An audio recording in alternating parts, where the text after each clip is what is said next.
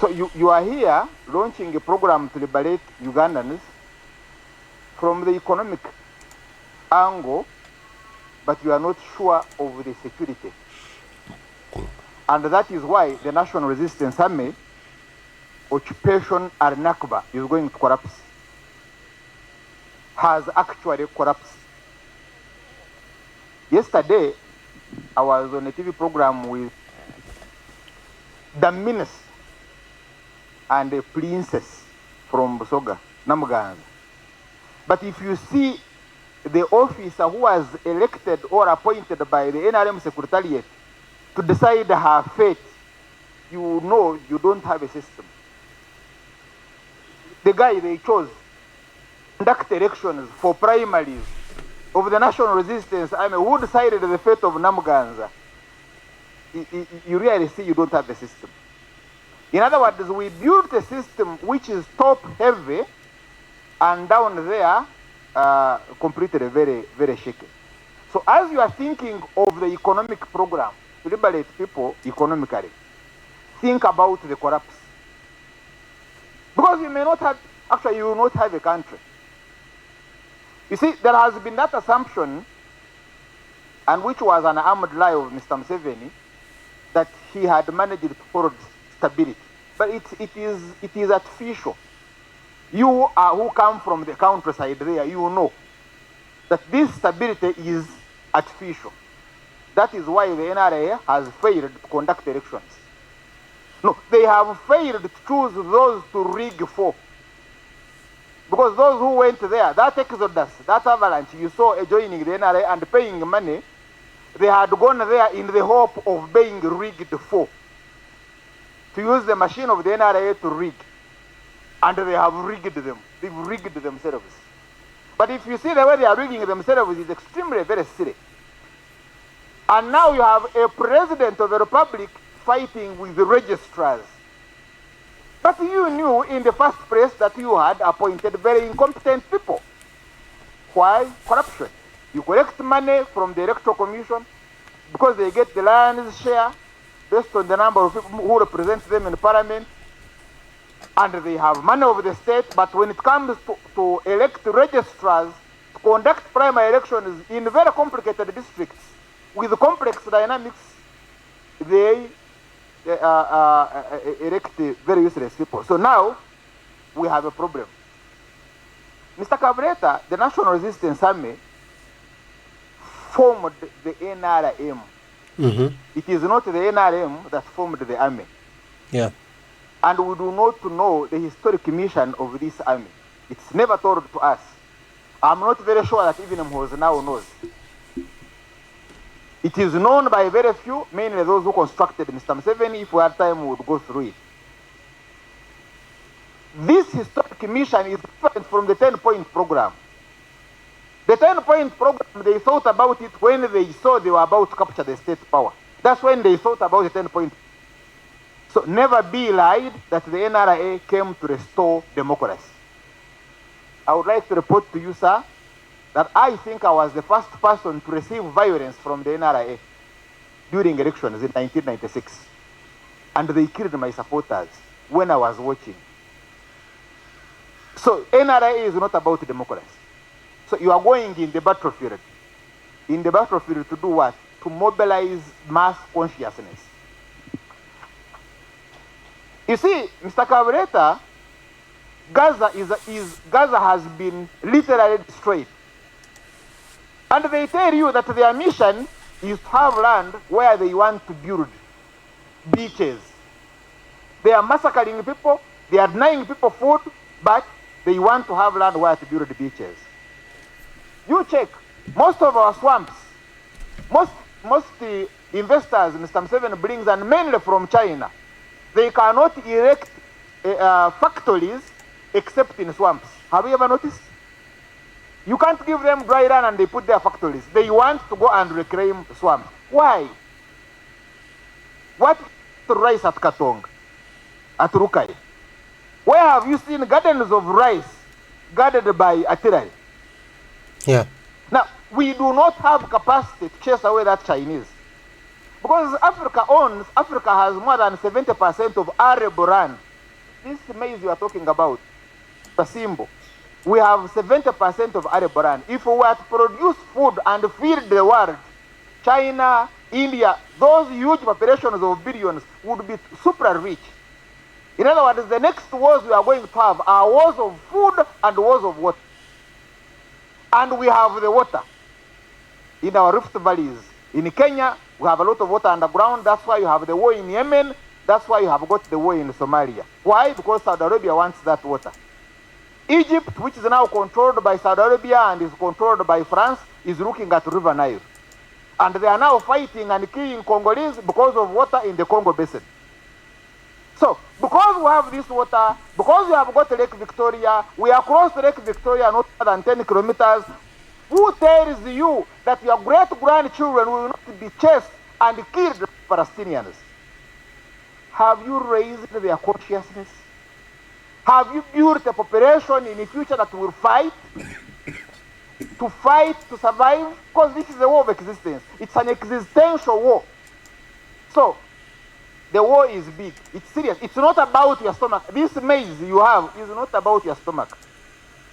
Why do I say so? And I want to end with that because I know you don't have time. So you are here launching a program to liberate Ugandans from the economic angle, but you are not sure of the security. And that is why the National Resistance Army, Occupation Al-Nakba, is going to collapse. Has actually collapsed. Yesterday, I was on a TV program with the minister and a princess from Busoga, Namuganza. But if you see the officer who was elected or appointed by the NRM Secretariat to decide her fate, you know you don't have a system. The guy they chose conduct elections for primaries of the National Resistance Army, who decided the fate of Namuganza, you really see you don't have a system. In other words, we built a system which is top heavy and down there completely very, very shaky. So as you are thinking of the economic program to liberate people economically, think about the collapse. Because you may not have, actually you will not have a country. You see, there has been that assumption, and which was an armed lie of Mr. Museveni, that he had managed to hold stability. But it is artificial. You who come from the countryside there, you know that this stability is artificial. That is why the NRA has failed to conduct elections. No, they have failed to choose those to rig for. Because those who went there, that exodus, that avalanche, you saw joining the NRA and paying money, they had gone there in the hope of being rigged for. To use the machine of the NRA to rig. And they have rigged them. They've rigged themselves. But if you see the way they are rigging themselves, it's extremely very silly. And now you have a president of the republic fighting with the registrars. But you knew in the first place that you had appointed very incompetent people. Mother Georgina Nyabanka used to keep maize cobs whenever she harvested. Dried. Why? Because in the maize that you have for the stomach is also a seed. This seed is for the future. So you are looking at this cob as your symbol for you to have the stomach. No. When you think about it, think about the future.